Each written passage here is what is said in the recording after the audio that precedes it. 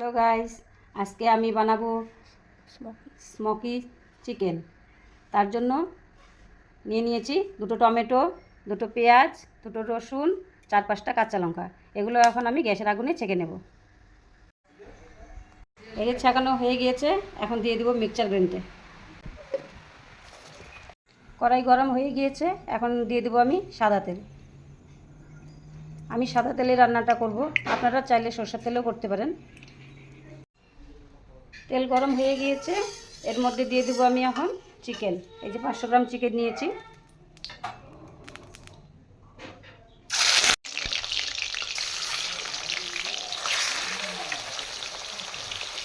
দিয়ে দেবো অল্প লবণ, অল্প হলুদ গুঁড়ো, কাশ্মীরি লাল লঙ্কার গুঁড়ো। এখন আমি সবগুলোকে একসাথে মিশিয়ে ভেজে নেব।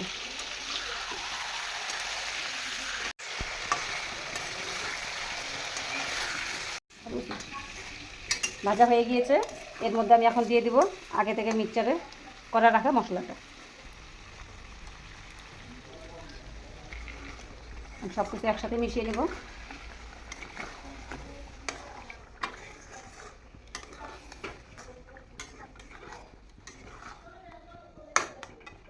মিক্সচার দেওয়ার জলটা দিয়ে দেব, দিয়ে কিছুক্ষণের জন্য নাড়াচাড়া দিয়ে ঢেকে দেব,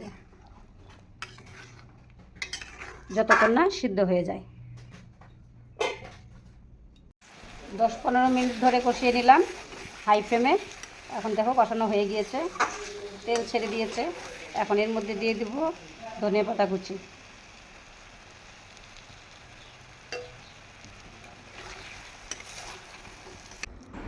আপনারা বাড়িতে বানিয়ে দেখবেন, ভালো লাগলে লাইক, কমেন্ট, শেয়ার এবং সাবস্ক্রাইব করার অনুরোধ রইল।